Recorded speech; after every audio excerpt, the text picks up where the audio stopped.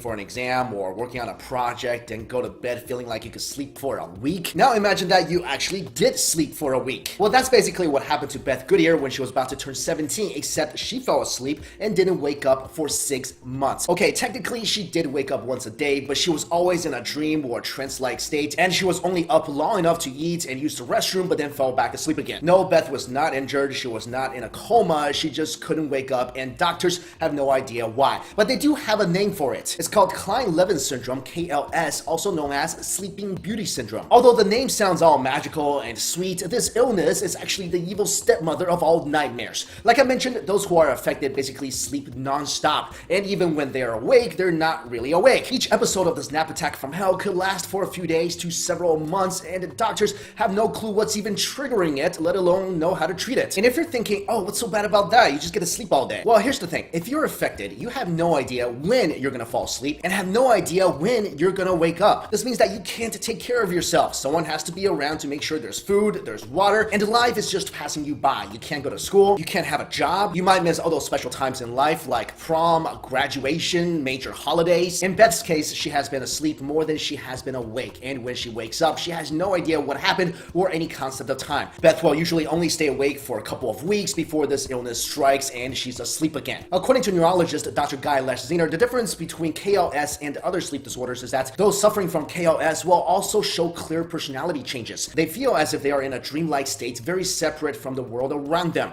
It has a massive impact on their lives. When they wake up and realize what they've missed, they may feel depressed and anxious. KLS is estimated to affect around 1 in a million people around the world. Among those affected, 70% are male, and it mainly affects teenagers and it usually lasts around 13 years. Next up, speaking of medical mysteries, a man named Mohibia Balobasic from Bosnia claims to be able to stick random objects to his body. And I've done a video before about a man whose body is somehow magnetic, and he can stick things on there like silverware and irons. But Mohibia is not only able to stick metallic objects on his body, he's also able to attract random things like TV remotes or ashtrays and whiskey bottles. Mohibia says that his unique ability is not because of training. He says he feels like his body gives off some sort of special energy which makes random things stick to him. You know, this reminds me of that episode of Family Guy when the whole family rolls around in toxic waste and all got superpowers, but then Meg's superpower was the ability to extend her fingernails. I feel like this power is equivalent to that. It's a power that Magneto's infant baby may have. I mean, what can you do with this? Hey, what can you do? Oh, I can fly and fry people with my laser eye beam. What about you? I can carry my keys on my bare chest. It's really helpful when you're swimming. And finally, in a recent interview, China's first astronaut may have finally solved the mystery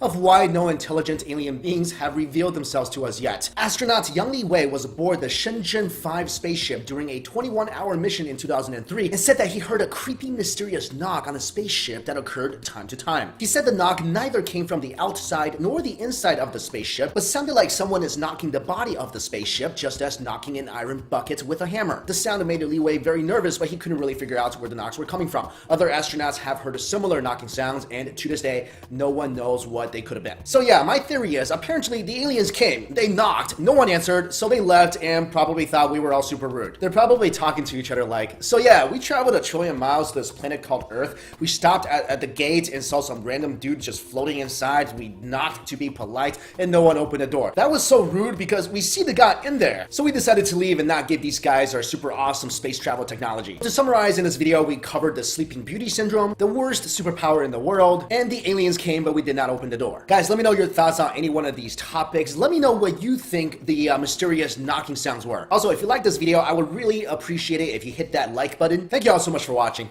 See you. Hey guys, it's Mike Chen. Ever stay up for a long time studying for an exam or working on a project and go to bed feeling like you could sleep for a week? Now imagine that you actually did sleep for a week. Well, that's basically what happened to Beth Goodyear when she was about to turn 17, except she fell asleep and didn't wake up for 6 months. Okay, technically she did wake up once a day, but she was always in a dream or trance-like state, and she was only up long enough to eat and use the restroom, but then fell back asleep again. No, Beth was not injured, she was not in a coma, she just couldn't wake up, and doctors have no idea why. But they do have a name for it. It's called Kleine-Levin